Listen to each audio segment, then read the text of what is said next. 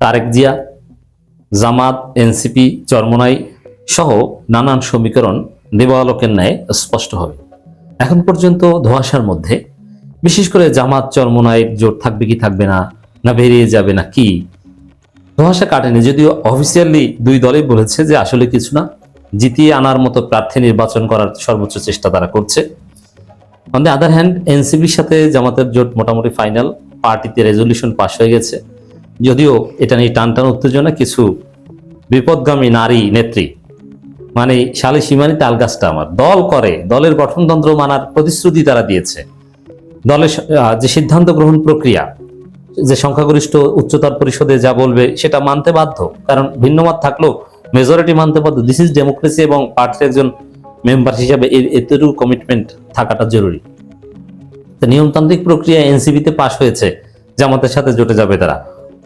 আর কিছু নারী নেত্রী ফেসবুকে পোস্ট দিচ্ছে এটা মানবো না, প্রয়োজনে পদত্যাগ করবো। এর মানে আপনি কি গণতন্ত্র, দল, পার্টি, ফিলোসফি, গঠনতন্ত্র এগুলো বিশ্বাস করেন, না ঘাটতারামি করেন?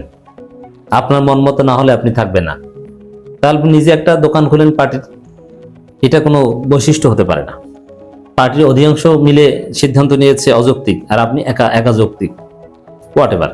তো এখানে এই যে নানান ধোঁয়াশা, যে আসলে জামাত এবি পার্টি জোট হবে কিনা, জামাত এনসিপি জোট হবে কিনা, চরমোনাই জামাত জোট বা সমঝোতা টিকবে কিনা, মামুনুল হকের দল খেলাফত মজলিস জামাতের সাথে থাকবে কিনা, কর্নেল ওলি জামাতে যোগ দিয়ে রাষ্ট্রপতি হবেন কিনা, আরো অনেক কিছু স্পষ্ট হবে। Just wait and see. 48 hour সময় লাগবে।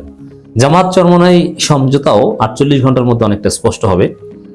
জামাত চরমোনাই সর্বোচ্চ পর্যায়ের নেতৃবৃন্দের মধ্যে বৈঠক চলছে আমি যখন কথা বলছি, এবং তার সফলতার দ্বার প্রান্তে।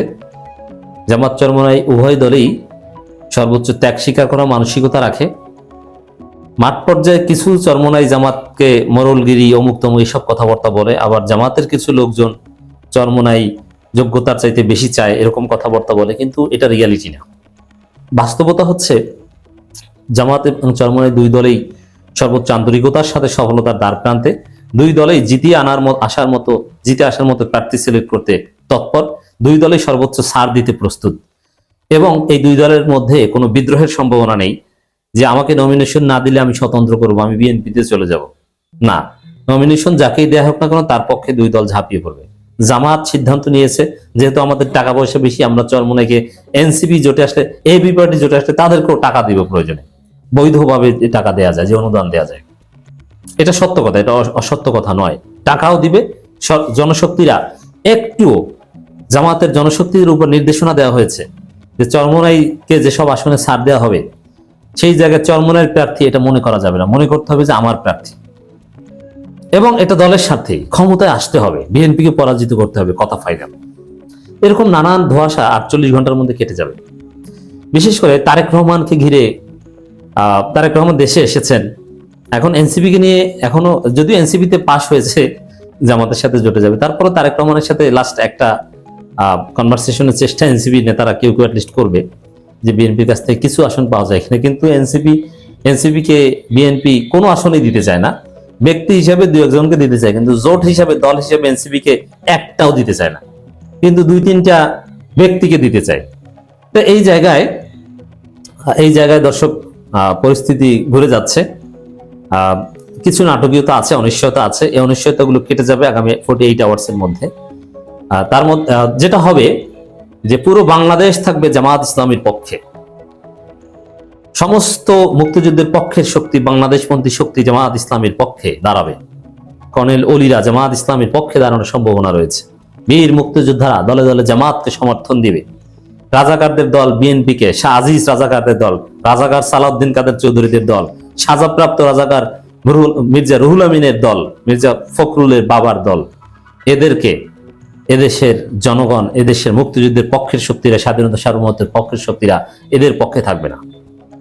থাকবে যারা স্বাধীনতার প্রশ্নে আপোষহীন, যারা 16ই ডিসেম্বরের পর 1 সেকেন্ডের জন্য স্বাধীনতা বিরোধী না, তাদের পক্ষে থাকবে। এটা স্পষ্ট হবে। তারেক রহমান দেশে আসার প্রজেক্ট যে ব্যর্থ হয়েছে, যে আলাদা কাউকে তারেক রহমান অ্যাট্রাক্ট করতে পারেননি, কাউকে তার দলে ভিড়াতে পারেননি, এটা স্পষ্ট হবে।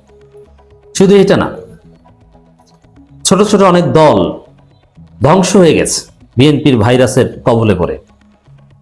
অনেকে নিজ দল বিলুপ্ত করে দিয়েছেন। একটা রাজনীতির দোকান ছিল এতদিন, এই দোকানের কারণে ছোট ছোট অনেক দল, সাদাত হোসেন সেলিম, ববি হাজ্জাজ বা এরকম অনেকেই 5 স্টার হোটেলে দাওয়াত পেত, ঐকমত্য কমিশনে সিট পেত, বসার জায়গা পেত, কিন্তু এখন তারা নিজের দল বিলুপ্ত করে দিয়েছে। দিন শেষে পারবে না এমপি হতে, নিজের দলও গেল। 2 দিন পর বিএনপিও গণবি না যে তুই তো ভুই ফোর, আসছো কোথা থেকে? তুই বিএনপিতে আসছো, তুই কি বিএনপি করতি? বিএনপির লোকজন বলবে এটা। তা আম সালা সব হারিয়েছে। এগুলো স্পষ্ট হবে। গণ অধিকার পরিষদ ভেঙে যাবে। গণ অধিকার পরিষদের অনেকে অলরেডি পদত্যাগ করেছে, অনেকে এনসিপির সাথে যাবে, আলাপ আলোচনা করছে। কারণ ভিপি নূর বেইমানি করেছেন, কোটি কোটি টাকা মনোনয়ন ফর্ম বিক্রি করে তারপরে 2টা সিটের বিনিময়ে নিজেদেরকে বিক্রি করে দিয়েছে। এর মানে আপনি ফান্ড কালেকশন করছেন যে আপনি ব্যবসা করবেন, তারপরে ফান্ড এমবিজল করেছেন আপনি।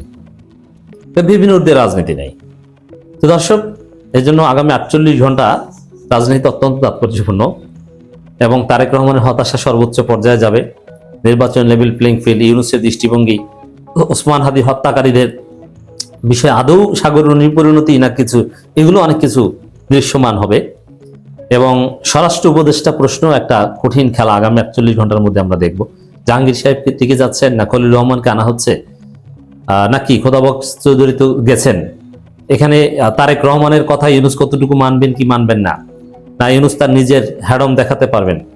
যেমন তারেক রহমানরা চায় এই ব্যর্থ জাহাঙ্গীরকে রেখে দিতে, কিন্তু ইউনূস চান যে না, হ্যাডমওয়ালা খলিল রহমানকে আনতে। কিন্তু ভারতপন্থীরা খলিল রহমানকে কিছুতেই মানতে পারছে না। এইসব হিসাব নিকাশও আগামী 48 ঘন্টার মধ্যে ক্লিয়ার হবে। অতএব শুধু জামাত, এনসিপি, চরমোনাই না, ডক্টর ইউনূস, তারেক রহমান সবকিছুর সমীকরণ দিবালোকের ন্যায় স্পষ্ট হবে। নানান সমীকরণের চূড়ান্ত দফারফা হবে। খবর, জোট চূড়ান্ত পর্যায়ে জামাত এনসিপি। এর মানে জামাত এনসিপির মধ্যে জোট হচ্ছে। এখানে যেটা বলা হচ্ছে আপনারা শুনলে অনেকে খুশি হবেন, যদিও আমাদের এনসিপির বিরুদ্ধে সমালোচনা জারি থাকবে। এনসিপির ছেলেরা অনেকে দুর্নীতিতে জড়িয়ে পড়েছে, তারপর ইন কম্পেয়ার উইথ বিএনপি তারা ভালো। যেমন বিএনপি তো দুর্নীতিবাজ, আজীবন দুর্নীতিবাজ। বিএনপি রাজাকারদের দল, স্বাধীনতা বিরোধী দল। তারপরও এই রাজাকারদের দল বিএনপি জামাতের সাথে ছিল না, জামাত ছিল না জোটে, ছিল। থাকলেও কোন যুক্তিতে ছিল? দুর্নীতিবাজ মনে করে, ওই যে মাসলাহাতে মুরসালা, এর মানে আওয়ামী লীগের চাইতে তো ভালো। তাহলে এনসিপির ছেলেরা বাটপার, দুর্নীতিবাজ সব ঠিক আছে, কিন্তু তারপরও বিএনপির চাইতে তো তার দ্বারা ভালো, তারা বাংলাদেশপন্থী, এটা ঠিক আছে। আর জামাতের কাছে তার ভালো হবে বলে আমরা বিশ্বাস করি। এখানে এনসিপি জামাতের সাথে জোট করবে, এটা মোটামুটি নিশ্চিত। যদিও ওই কিছু নারী নেত্রী তারা চায় বিএনপির সাথে যেতে, এনসিপির সেখানে আসন, কয়টা আসনের বিনিময়ে এনসিপি জামাতের সাথে আসবে ইটস নট ফাইনাল। তবে এনসিপির দলীয় ফোরামে পাশ হয়েছে, তারা জামাতের সাথে জোটে যাবে, অনেক একটা রেজলিউশন হয়েছে। তো দর্শক, রাজনীতিতে তুমুল উত্তেজনা চলছে, উত্তেজনা পারদ গলবে শীঘ্রই।